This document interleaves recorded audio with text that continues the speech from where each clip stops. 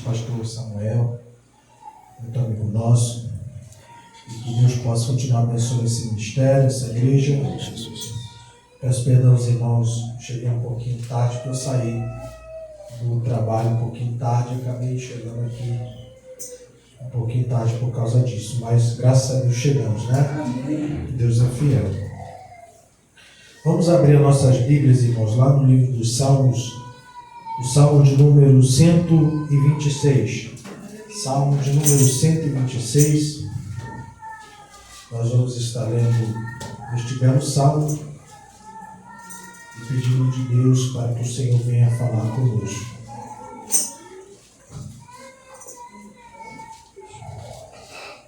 Amém? Amém. Glória a Jesus. Quando o Senhor trouxe do cativeiro os que voltaram a Sião, estávamos como os que sonham. Então a nossa boca se encheu de riso e a nossa língua de cânticos. Então se dizia entre as nações: grandes coisas fez o Senhor a estes, grandes coisas fez o Senhor por nós, por isso estamos alegres. Faz-nos regressar outra vez do cativeiro o Senhor, como as correntes do sul. Os que semeiam em lágrimas cegarão com alegria. Aquele que leva a preciosa semente, andando e chorando, voltará sem dúvida com alegria, trazendo consigo seus molhos. Pode sentar, fique à vontade. O livro dos Salmos, dentro da categoria de livros da Bíblia, porque é a palavra de Deus na Bíblia que nós temos, tanto o Novo como tanto o Antigo como o Novo Testamento, ela é não cronológica, mas ela é dividida em setores. É como se você tivesse uma biblioteca dentro de um só livro. Então você tem livros que nós consideramos o Pentateuco, que os judeus chamam de Torá, que é de Gênesis a Deuteronômio. Depois você tem os livros históricos, depois livros poéticos, depois profetas maiores, profetas menores. São os setores que a sua Bíblia tem. E os Salmos, está dentro dos livros poéticos, dentro do setor dos livros poéticos, porque o livro dos Salmos são cânticos, que ora eram louvados em momento de tribulação, ora cantando uma história em que eles passaram, ou por algum problema que se passava e uma esperança que se tinha, ou alguma profecia, mas de forma cantada, de modo que todo o livro dos Salmos, eles são cânticos. Então você tem cântico dos degraus, cântico de Moisés, cânticos de Davi, por isso chamado Salmo de Davi. Em resumo, a nossa harpa cristã bíblica são os Salmos. E nós temos aqui o Salmo 126, que é um salmo que ele era cantado nos degraus do tempo, por isso chamado de Cântico dos Degraus. Mas ele retratava uma história bela. É claro que todo o ensejo dessa história não foi fácil de se passar, mas quando você canta esse salmo, os judeus, quando cantavam esse salmo, eles se lembravam da grande obra que Deus tinha feito na vida deles. E essa obra, ela é feita porque todo judeu, ele tem períodos que marcaram toda a sua história. Um deles, em que a Bíblia dá muito ênfase, aliás, é através desse período que é dividido o Antigo Testamento. Antes, durante e pós. E esse período é chamado de cativeiro babilônico. Então você tinha o período antes, durante e pós-cativeiro. Você tinha profetas antes, você tinha profetas durante e você tinha profetas após o cativeiro. E o cativeiro babilônico marcou porque foi um cativeiro extenso.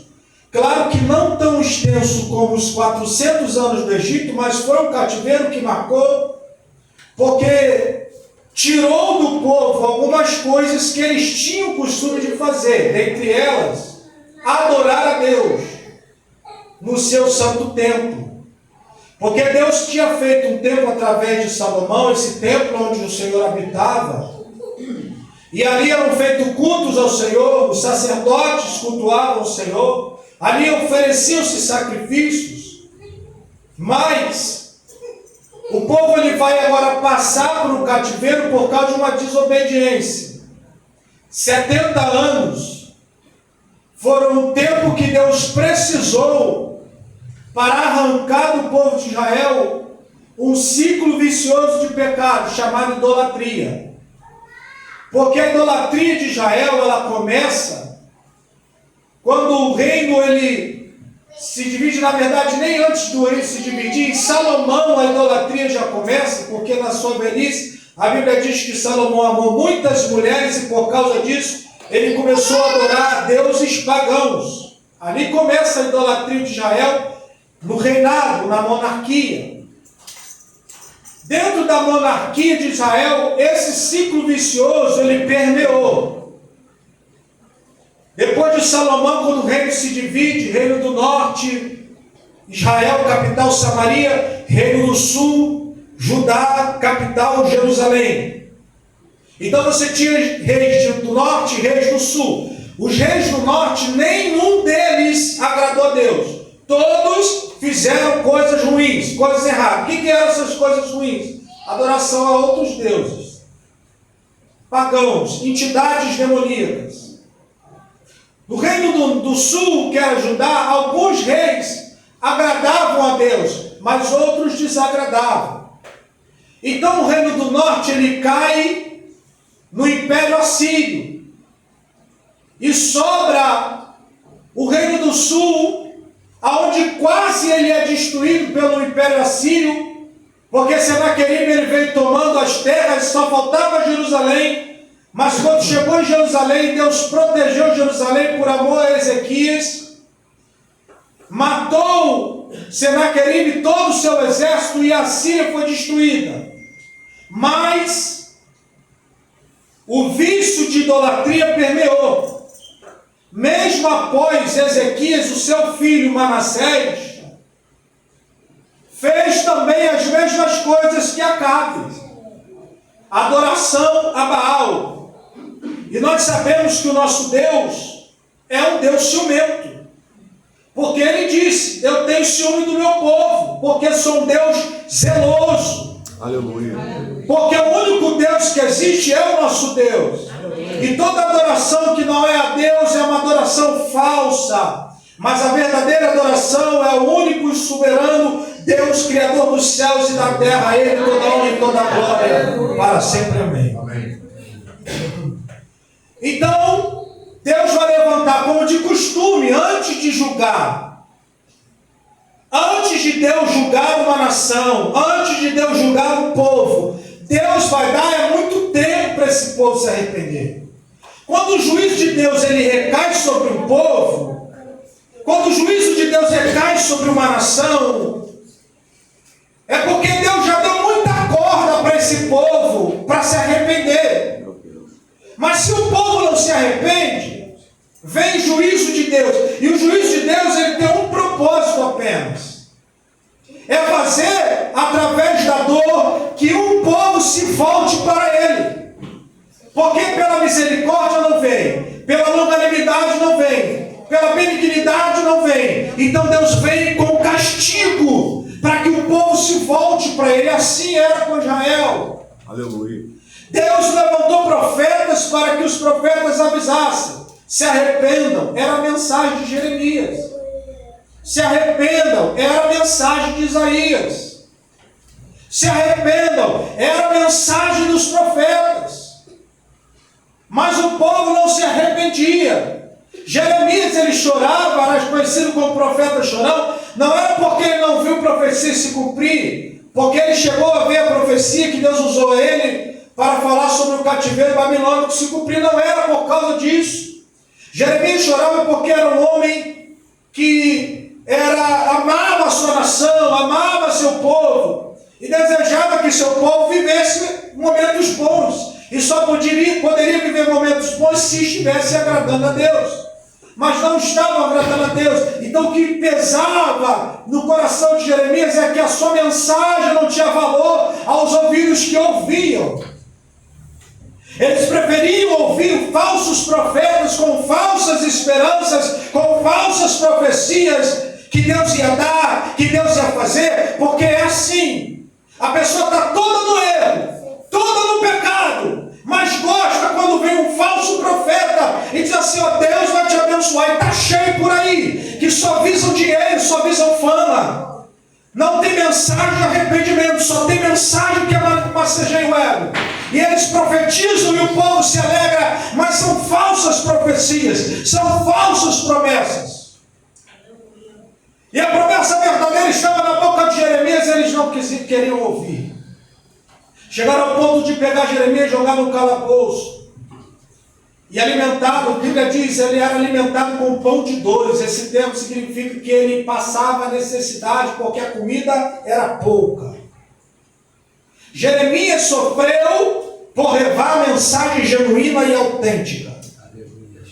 Mas o castigo veio. Como diz a palavra, do norte, a panela virada para o norte, do norte virá a destruição de Jerusalém. Eles não queriam dar ouvidos. Então Deus levanta um pagão chamado Nabucodonosor. E você diz assim, é Deus que levanta também reis pagãos?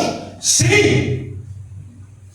Porque a Bíblia diz no livro dos Salmos 24, que é do Senhor é a terra, a sua plenitude, o mundo e os que nele habitam. Tudo é do Senhor. Aleluia. Então Deus coloca tronos e tira tronos.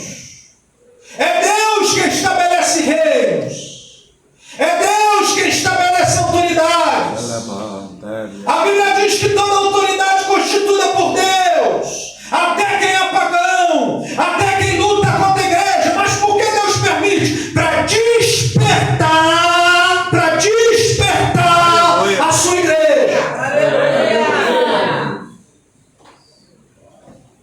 Então Deus aperta o parafuso. Porque quando o povo está muito à la vontade, muito na sua vontade, como diz a palavra de Deus, um dos períodos mais caóticos espirituais do povo judeu foi lá no período dos juízes. Lá no último capítulo, no último versículo diz, e cada um servia a Deus como bem parecia aos seus próprios olhos. Isso é horrível, porque eles achavam que era da maneira deles. Não, eu acho que é desse jeito. O outro dizia, eu acho que é desse jeito. O outro dizia, eu acho que é desse jeito. E cada um servia a Deus da maneira que queria. Mas nós sabemos que existem princípios. Existem regras. Deus é um Deus de princípios imutáveis. Aleluia. Passam-se tempos, passam-se eras, nascem-se culturas, mas Deus permanece sendo o mesmo Deus. Aleluia. E o que acontece? Deus precisa botar o seu povo no eixo. Tirar o pecado. O pecado não quer sair por bem, vai sair por mal. Mas vai sair. Porque um avivamento, para ser avivamento, ele precisa que haja o arrependimento. Sem arrependimento não é avivamento, é movimento.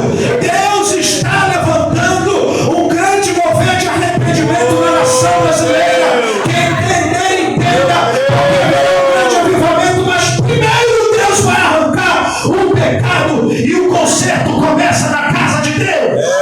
Aleluia.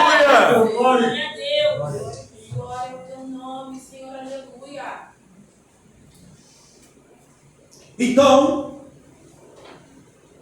eles entram dentro do querer de Deus, mas por vias de dureza, julgamento, juízo. Deus levanta Nabucodonosor, que vai 3 vezes em Jerusalém. Na primeira, ele leva os filhos da nobreza e os utensílios do templo. Dentre eles, Daniel, Azarias, Misael e Ananias. 8 anos depois, ele entra de novo, leva mais escravos, dentre eles o profeta Ezequiel. E na terceira vez, ele entra e destrói Jerusalém e o templo. Jerusalém agora não tem mais tempo para adorar. O povo de Deus, agora cativo, alguns remanescentes, continuaram em Jerusalém sofrendo. Os outros que foram para a Babilônia sofrendo não tinham ânimo para se louvar, porque eles achavam que a adoração era só no templo, e essa era a regra. E mesmo que não fosse no templo, tinha que ser voltado para o templo. É por isso que Daniel orava com a janela aberta para Jerusalém. Ele não fazia isso porque ele queria confusão. Ele fazia isso porque a palavra de Deus dizia que se alguém orasse em direção ao templo do Senhor, Deus ouviria. Então Daniel orava em direção a Jerusalém, porque era onde ficava o templo do Senhor. O povo está sofrendo, e no 137, eles escrevem um salmo no período que eles estão sofrendo. Aonde a Bíblia diz, no 137, junto aos rios da Babilônia, olha eles louvando. Nos assentamos e choramos, lembrando-nos de Sião, nos salgueiros que há no meio dela, penduramos nossas harpas. Porquanto aqueles que nos levaram cativos nos pediam uma canção, e os que nos destruíam, que nos alegrássemos, dizendo: canta-nos um cântico de Sião. Agora olha eles dizendo: como entoaremos um cântico do Senhor em terra estranha? Se eu me esquecer de ti, ó Jerusalém, esqueça-se a minha destra, a tua destreza. Apegue-se-me a língua ao paladar, se não me lembrar de ti, se não preferir Jerusalém, a minha maior alegria. Eles estão gemendo, chorando, porque estão fora da sua terra. Eles pegaram as harpas, que eram os instrumentos de louvor, penduravam. E os povos ao meu redor diziam: canta aí o louvor, louva aí a Deus. Parece que eles queriam ouvir louvor, mas na verdade, no contexto histórico, eles estavam zombando do povo de Deus. Canta aí o louvor que eu quero ver, louva aí a Deus. E eles dizendo: como louvaremos ao Senhor em terra estranha, como louvaremos ao Senhor passando por o que estamos passando. Mas eu quero dizer uma coisa para os irmãos: todo juízo de Deus tem uma porta de escape. Aleluia. Deus nunca julga ninguém sem dar para ele uma possibilidade de recomeço. Quando Deus estava julgando o seu povo, ele estava arrancando o pecado, já planejando no futuro uma grande honraria, uma grande vitória. Aleluia. Eu não sei se você está passando por um momento, aleluia, em que o Pai está te corrigindo, mas sabe de uma coisa: depois da tua correção, haverá uma grande alegria para o teu coração. Glória a Deus, aleluia. Glória a Deus. Aí 70 anos se cumprem, na noite que Belsazar faz o banquete. Quando ele estava fazendo o banquete, estava se cumprindo exatamente naquele dia. Então ele vai de uma forma louca, começa a tomar os utensílios e usar com prostituições. Aí aparece uma mão na parede escrevendo: Mene, Mene, Tekel, Parsim, pesado foste. O teu reino foi dado aos persas. Naquela mesma noite, os persas e os medos entraram na Babilônia e tomaram a Babilônia. Mataram Belsazar. Então Deus começa a fazer uma mudança. Nasce um homem chamado Ciro. Ciro se torna rei da Pérsia e permite o povo voltar para Jerusalém. Alguns ficaram na jurisdição ainda dos persas, outros voltaram para Jerusalém, cabeçados por Esdras e Zorobabel. Eles voltam para Jerusalém e a missão não era fácil, porque uma coisa é você começar, outra coisa é você recomeçar. Começar, pastor, já é difícil. Recomeçar é mais ainda, porque os cacos estão lá, as pedras estão lá, mas está tudo derrubado. Quem olha diz assim: isso aí não tem jeito. A missão de Esdras era difícil. Tentar animar o povo para que reconstruísse primeiro o templo. O templo estava destruído. Primeiro era necessário voltar à adoração, os cultos ao Senhor. Então Ageu se levanta como profeta e começa a profetizar para que o povo voltasse a fazer a obra de Deus, os cultos ao Senhor, e reconstruísse o templo. De modo que ele chegou a dizer: a glória dessa última casa vai ser maior que a primeira. Reconstruir o templo, mas Jerusalém ainda estava na miséria. Passa-se o tempo, um homem que está dentro de uma jurisdição de persas, servindo o rei, ele recebe uma notícia de seu irmão. Anani chega para Neemias e diz assim: Neemias, eu fui em Jerusalém e a notícia não é muito boa. Neemias diz assim: o que está acontecendo lá? Anani disse: Jerusalém ainda está na miséria. As portas estão queimadas, os muros estão derrubados. Cidade sem muro é cidade sem proteção. Os bárbaros entravam, roubavam o povo de Deus. Neemias fica triste. 4 meses ele ora ao Senhor. Ele começa a orar em novembro, termina de orar em março. Quando ele está em março, aproximadamente, ele está servindo o rei, com o semblante caído. O rei olha para ele: por que você está triste? Ele diz: como não podia eu estar triste? A cidade dos meus pais está destruída. Neemias sentiu um sentimento de empatia por um povo que ele nunca tinha pisado em Jerusalém. Embora ele fosse descendente de judeus, ele nunca tinha pisado em Jerusalém. Neemias era um homem que poderia dizer: eu não estou nem aí para o que eles estão passando, porque eu estou no palácio, como comida boa, durmo bem. Mas quando Deus tem obra na vida de alguém, ele tira aquela pessoa da zona de conforto para levar aquela pessoa para a zona do propósito. Aleluia. São duas coisas diferentes: zona do conforto e zona do propósito. Deixa eu te falar uma verdade: se você não sair do lugar de conforto para entrar no propósito de Deus, Deus vai te tirar de lá. Porque Deus não está preocupado com o teu bem-estar, com casa própria, com o carro. Deus está preocupado com o propósito que Ele tem na tua vida. Aleluia. Glória a Deus. Ainda que com dores você sofra, ainda que com lutas você sofra, mas se o propósito de Deus é concluído, grande será teu galardão no céu. Aleluia. Glória a Deus. Oh, aleluia.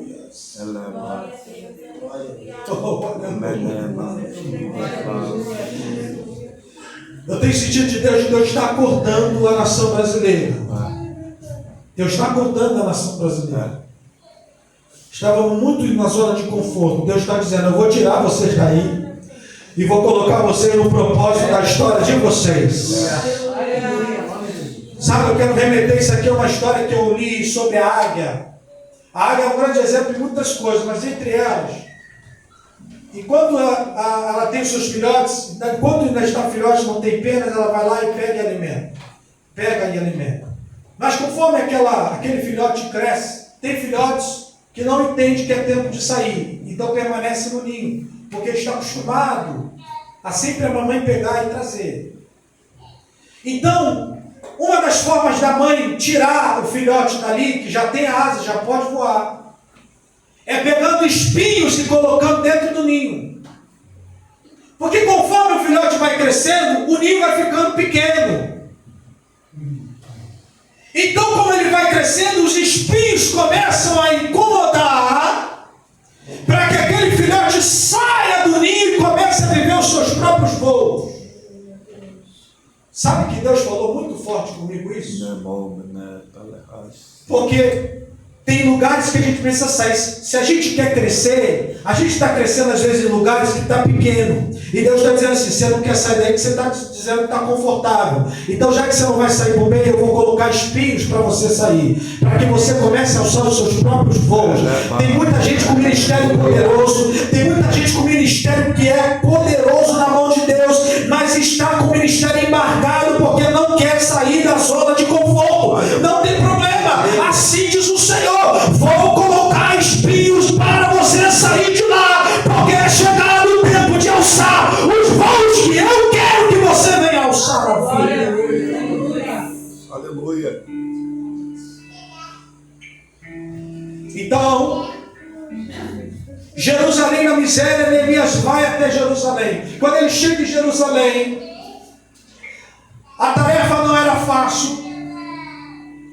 Trazer ao sentimento do povo uma certeza de mudança. E aqui está uma coisa interessante. Eram 70 anos mais 20 aproximadamente que o povo estava acostumado, aqueles que estavam em Jerusalém, que não foram levados cativos para a Babilônia, mas permaneceram em Jerusalém como remanescentes. Já estavam acostumados com uma cidade sem muro. Já estavam acostumados a sofrer. Então 90 anos aproximadamente, tinha um povo em Jerusalém que não tinha esperança mais de nada. Já estavam acostumados a sofrimento, a alguém entrar, roubar, a alguém vir, destruir, porque era o contexto da vida deles. Agora olha aqui a tarefa difícil de Neemias. Como levar uma certeza de mudança para alguém que está acostumado a sofrimento? É mais ou menos um político que chega para um povo de sofrimento e diz, eu vou mudar, aí depois não muda, eu vou mudar, e depois o outro também não muda. Aquele povo fica desacreditado. Era isso que estava acontecendo. Mas chega um homem lá e diz assim, eu vim aqui e há esperança para essa mudança. Então aquele povo tinha um tanto pé atrás. Então eles perguntam, qual é a certeza de que isso vai mudar? Neemias poderia dizer, eu tenho aqui a carta do rei e ele está comigo, se eu quiser eu tenho um subsídio financeiro. Não, ele vai dizer assim, a mão do Todo-Poderoso está sobre a minha vida. A mão do Todo-Poderoso está sobre a minha vida. Sabe qual é a certeza da mudança? É a mão de Deus. Sabe qual é a certeza do avivamento no Brasil? É a mão de Deus. Sabe qual é a certeza do teu ministério? É a mão de Deus.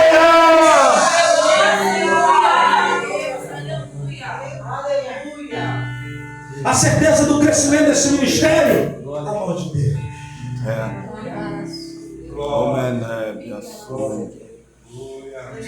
Eles começam a reconstruir das pedras que estavam derrubadas. Deixa eu lhe falar uma coisa aqui, uma grande lição disso. Eu vou terminar, não vou estender muito mais. É claro que Neemias utilizou-se de madeiras que foram dadas pelo rei, mas ele se utiliza primeiro das pedras que estavam lá. Estavam derrubadas, mas estavam lá. Estavam destruídas, mas estavam lá. Sabe o que Deus falou comigo? Nem tudo que passamos na vida, de dores, de sofrimentos, são coisas que a gente tem que deixar de lado. Tem coisas que a gente pode usar para nos dar exemplo, para nos dar conhecimento. Pedras que caem no nosso caminho, e eu aqui estou falando de todas as áreas da vida, pedras caídas são de coisas que não deram certo. Nós podemos sim utilizar-se delas para tirar lições. Porque uma coisa interessante é que quando nós não aprendemos com as lições do passado, nós tendemos a errar os mesmos erros no futuro. Mas quando nós observamos as pedras caídas, nós aprendemos uma coisa: se deu errado, eu não posso fazer o mesmo. Eu tenho que fazer diferente. Então dá para se tirar uma lição até daquilo que caiu. Dá para se tirar lições até daquilo que caiu. Dá para se tirar lições até daquilo. Deus está falando com a sua igreja. Aleluia. Neemias se utiliza das pedras caídas. Não foi fácil, mas eles conseguem. Durante a reconstrução foram anos. Mas as nações que estavam ao redor diziam: não vai dar certo, não vai chegar, não vai reconstruir. Alguns diziam até que se uma raposa soprasse, aquele muro iria cair. Mas quando eles terminam a obra, quando eles reconstroem o muro, então vai ser cantado pela primeira vez o Salmo 126. Imagine todo o povo reunido. Os muros estão no lugar agora. Povos que viram muros caídos agora estão vendo seus muros de pé. Povos que viram os seus moços, as suas meninas sendo vilipendiados por bárbaros, agora estão vendo sua cidade protegida. Então eles começam a dizer: quando o Senhor nos trouxe do cativeiro, os que voltaram de Sião, estávamos com os que sonham. Sabe o que isso significa dizer? Sonho é uma coisa, algo concreto é outra. Quando eles chegaram, eles estavam sonhando. Mas agora que eles vão louvar, eles não estão sonhando mais. Aleluia! Eles estão vendo com os próprios olhos. Maravilha de Deus! Talvez você está sonhando com alguma coisa na tua vida. Talvez você está com uma mulher grávida tendo dores de parto. Mas eu quero dizer uma coisa de Deus para você: o que você está sonhando vai nascer. E quando nascer, você vai adorar o nome do Senhor. E o nome do Senhor será glorificado. Glória a Deus! Maravilha! Sonho é uma coisa, algo concretizado é outra. Oh Deus, está escrevendo. Ele dizia: nós estávamos como os que sonham. Aí então ele vai dizer: de repente, a nossa boca se encheu de riso. Espera aí, no 137 eles disseram: estávamos como aqueles que choram. No 126, depois da prova, depois da luta, porque a luta não é para sempre. Tempestade não é eterna. Já viu tempestade durar a vida inteira? Ela vem e passa. No 137, estávamos chorando junto ao rio da Babilônia. No 126, a nossa boca se encheu de riso. Aleluia! A nossa língua de cânticos. No 137, não vamos cantar. No 126, quero ver quem vai pedir o meu louvor. É tempo de adorar a Deus. É tempo de adorar a Deus. Nossa boca se encheu de Glória, riso. glória, glória a Deus! Mas vocês estão entendendo que Deus está falando.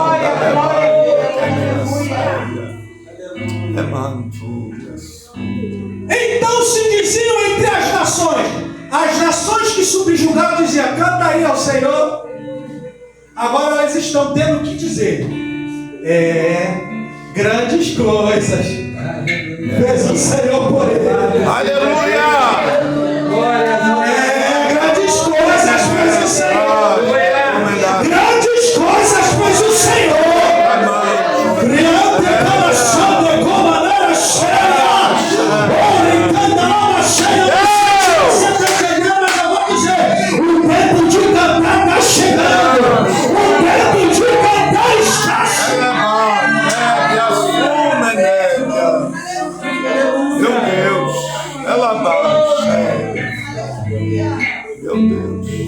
Aí eles começaram a dizer que uma coisa interessante às vezes quando uma pessoa está numa tribulação, numa luta, às vezes você pode vir com uma palavra tão profunda, mas não tira a tristeza. Lembra de Jó?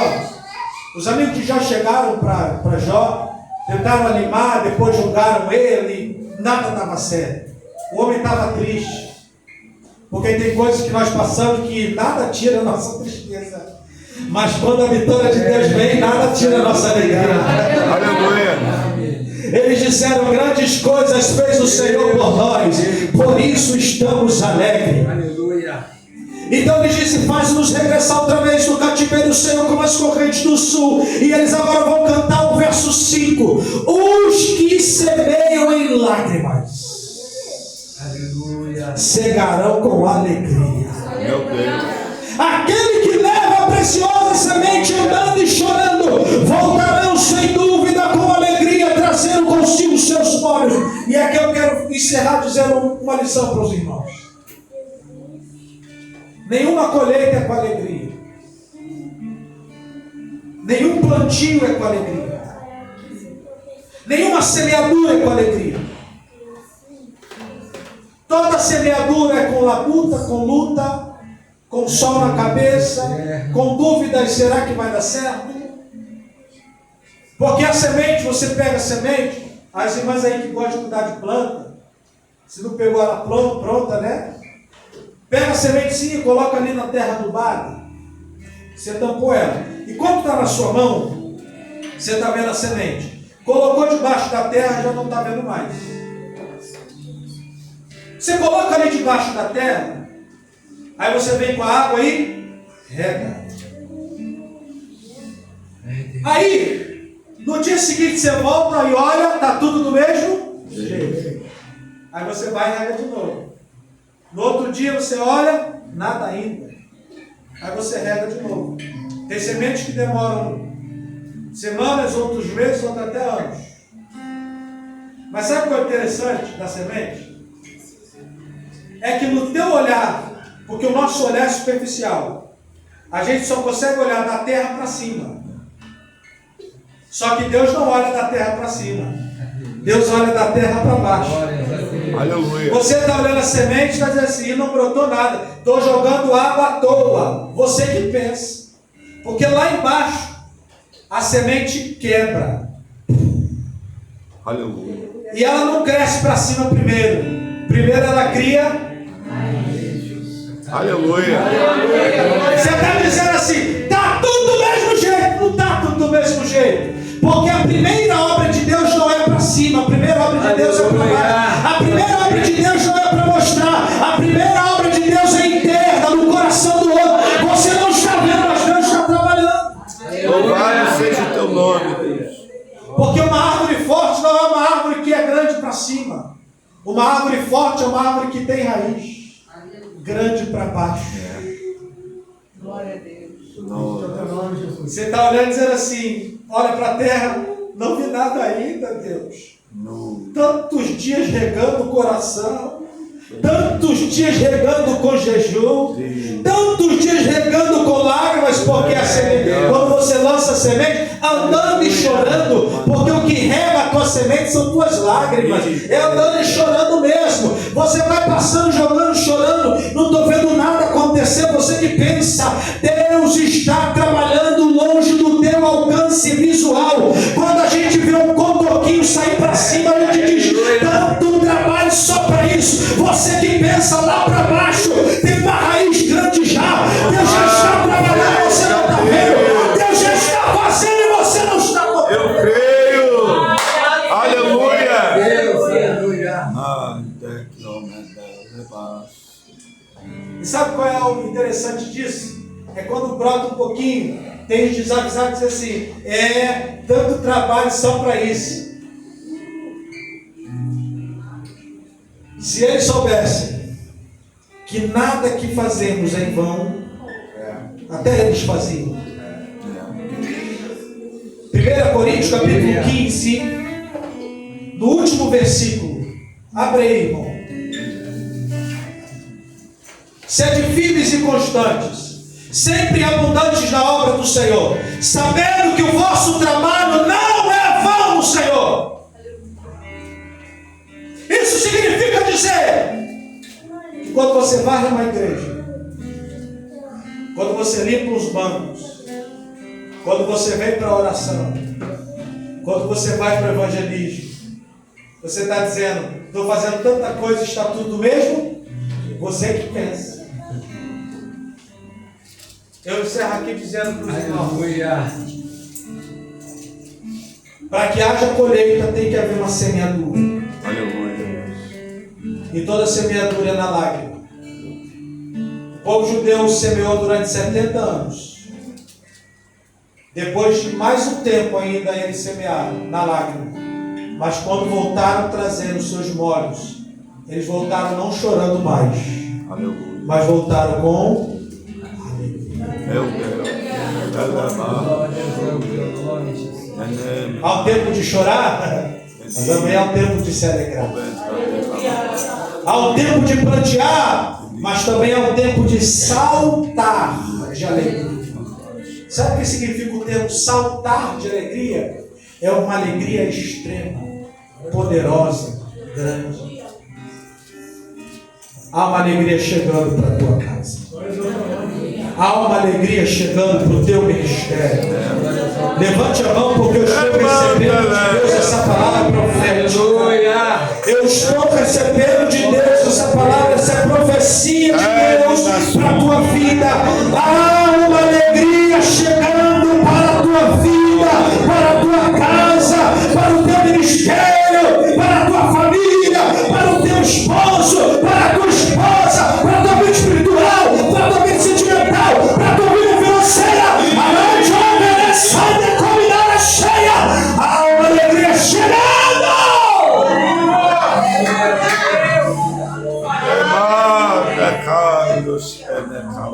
Amém? Diga comigo, o choro.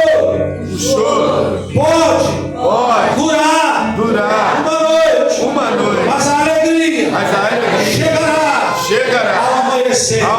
Você pode aplaudir, glorificar o Senhor. Aleluia, agradeço essa oportunidade em nome de Jesus.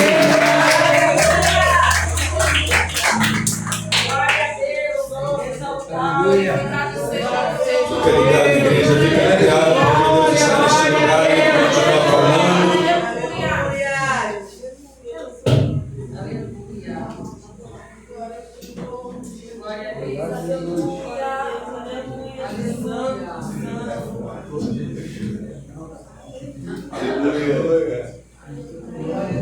Aleluia, Deus. Aleluia! Louvado seja o teu nome. Aleluia! Aleluia. Deus! Glória a Deus. Glória a Deus.